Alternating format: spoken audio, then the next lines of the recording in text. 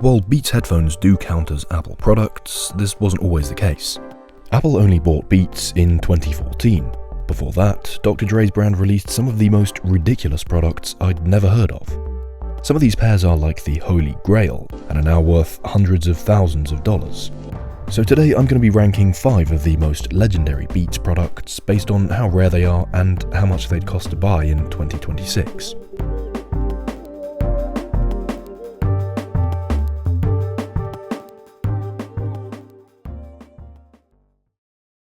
First up, DiddyBeats. These were released in early 2010 as a collaboration between Dr. Dre's Beats brand and Sean Diddy Combs. Knowing what Diddy might have been up to during the years when these were sold, DiddyBeats are an insane product to look back on. But beyond that, they're just a bizarre pair of headphones to begin with. Now you're gonna know me as the man behind DiddyBeats. By 2010, the Beats Tour had been out for just over a year, and these were probably the most popular in-ear pair Beats offered. They cost $149, putting them in the mid to high-end earphone market segment. The DiddyBeats were a completely new design, yet they cost pretty much the same as the Tours. Beats were needlessly competing with themselves, relying on a collaboration between two artists who were, let's face it, considerably past their peaks to somehow boost sales. DiddyBeats originally sold for 179 UK pounds or US dollars. They're currently selling on eBay for over 100 each, with only 2 pairs for sale on any site I could find in the UK. The first a standard open box pair for a 109, and the second signed by Diddy himself on an auction starting at an understandably high 516 UK pounds, which is equivalent to about 706 US dollars. DiddyBeats are what we'd now consider pretty basic wired earphones. There's no active noise cancellation, and the sound is reportedly pretty dull. Perhaps in a similar way to the iPhone, some people just wanted to look cool sporting the latest model. But what if you could have the perfect design alongside perfect sound? Well, I've looked into every model of Beats by Dre headphones in their 18-year history, and I've bought a handful of the best ones. It seems like there were 3 pairs that got very close. 3 pairs that had excellent sound quality as well as a build unlike any other headphone available today. The first pair are these, the Beats Mixer from 2012. Aimed at DJs and audio producers, they have a swivel function built into the hinges of the headband so you can have one ear on while listening to what's around you with the other. It works really well, and I'm surprised we haven't seen more of this kind of thing from other studio headphone brands. Because of the swivel, these fold into half of their original footprint, which is ideal for people taking projects on the go. Aside from the functionality of this design, it's incredibly visually appealing. These are great looking headphones with their matte black body and red accenting. But the Beats Mixer go a bit further than that. I've been testing them on and off for a couple of weeks now, and it's fair to say they may be the best sounding pair Beats have ever released. They have a weird cult following online where people who've tried them just can't find anything quite like the Mixers. Reddit users... now that's never a good start to a sentence. Reddit users seem to unanimously agree that the Mixers are the best sounding pair of wired Beats. They retailed at between 220 to 250 UK pounds or US dollars, so a premium price for a premium pair of headphones. These days the Mixers are actually very rare. There are only ever a few pairs up for sale on eBay, and CEX, a used electronics chain, only has one available across all of their stores. At the moment they sell for anything from £50 to $400. I was looking for a while and I actually managed to snag a shop used pair for £30. So that's going to be a fun resale. Next up is a very unique pair of headphones. These are the Beats Executive from late 2012, and if you didn't know they existed, don't worry, neither did I.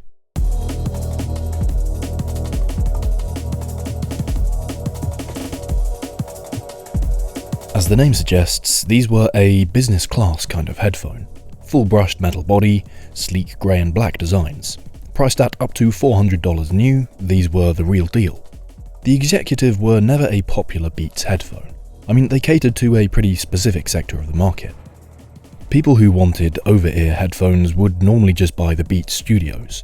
But like I said, these were something different entirely. Beats were pretty early adopters of active noise cancellation technology. Apple's AirPods line are now absolute pioneers in the field, with the AirPods Max being a great example of headphones that put you alone in a room, even if you're on a train full of people. But Beats by Dre walked so that AirPods could run. The Beats logo comes loose on these to reveal two AAA batteries that power the noise cancellation.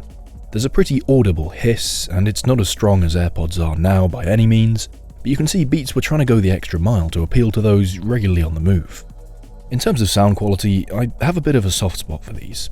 They have well-balanced sound where you can really tell each instrument in the song you're listening to apart from one another. The problem is though, and this was fairly common with a lot of headphones at the time, there's a lot of sibilance coming from the very highest end sounds. I actually don't mind that too much, as it almost feels like you're listening to the artist live with gig speakers turned all the way up. But generally, it's not an appealing sound signature to have, since it doesn't sound anything like a reference output. So because the executive line was never particularly popular, these aren't super rare headphones. In fact, I was able to get these for £37.50 in near mint condition without looking too hard on eBay. When it comes to rarity though, we're not here to settle for mediocrity, nor discuss pairs worth two figures. The Beats executive became well known for having special editions made for high-profile brands and their collaborators. Luxury watchmakers Audemars Piguet had a set of these made in their own custom colours for executives at the launch of one of their watches. The green and gold AP editions have become extremely rare since only a set number were ever made. Green leatherwork, gold accents, and the cutting edge for the time features made this pair highly sought after from the get-go. There are now 2 used pairs in mainland Europe available on eBay for around $600 US.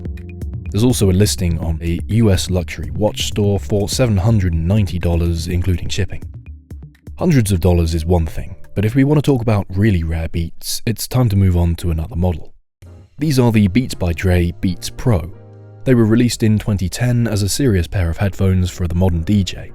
The price reflected that, as they went for $450 a pair brand new. You typically see your favourite DJ of the 2010s doing a set with these on, or catch a rapper with these dangling around their neck in public. And to be fair, the sound quality was definitely there.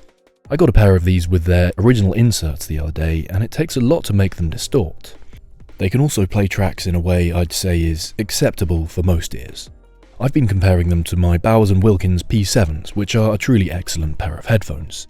These are clearly a step below, but I think I'd be pretty confident doing audio work for my channel on them. These headphones have pretty much the nicest packaging I've ever witnessed. You get this little booklet with artsy-fartsy photos of other Beats projects, and then there's all sorts of pretty high-quality cables and adapters.